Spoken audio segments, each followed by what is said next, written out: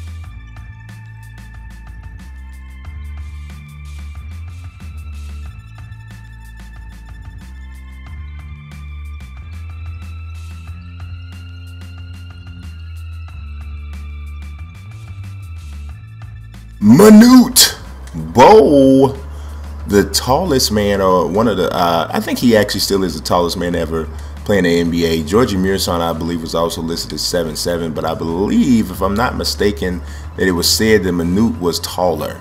So, oh wow, I might have to check that to make sure he can't do that dunk. But I mean, 7'7".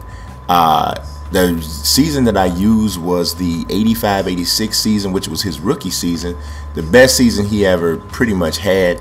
Averaged 4.96 blocks. They rounded it up to 5 that season, and it's the second highest block per game average in the history of the NBA, behind only Mark Eaton's 5.56, which oddly enough happened the season before that. Now, anybody who knows anything about the creative player thing on 2K knows that you can't make anybody any taller than 7'2". So what I did to try to compensate for that, which is what I did last year, is I kind of elongated his arms and his torso. And if you really look at him here on the floor, he looks a little taller than a normal 7'2" guy. And you see the ease in which he's dunking, which is one of the things that I thought was a pretty good test of, is his height, you know, somewhat accurately represented. So that's what we went to.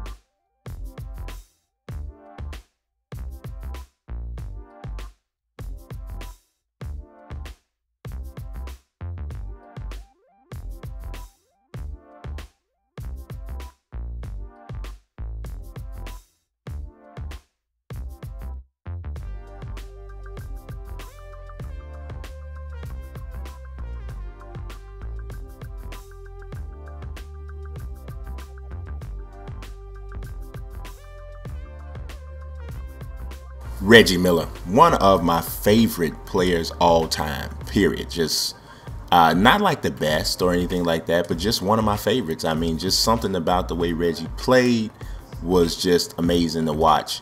He is obviously one of the best three-point shooters of all time, one of the greatest clutch three-point shooters of all time as well. So, of course, you know he's going to be able to shoot that three. As you can see, he can shoot that three. He misses that one. But 93-94 season is the one I used. A lot of similar type seasons for Reggie, but I chose this one because it had the best blend of shooting, because he shot over 50%, 42% from three-point range that year, just under 91% from the free throw line. And he also actually averaged 1.5 steals per game, which is a career high for him. 0.3 blocks, which is one of the highest amounts that he had there, and he also only averaged 2.2 turnovers, which was the difference between the 89-90 season, which was the other one I thought about using. Weirdly enough, 93-94, Reggie wasn't even an all-star, despite having those numbers that he had, averaged 19.8 a game. So that is that, and yes, he can shoot that tray. Let's take a look at the sculpting and the action.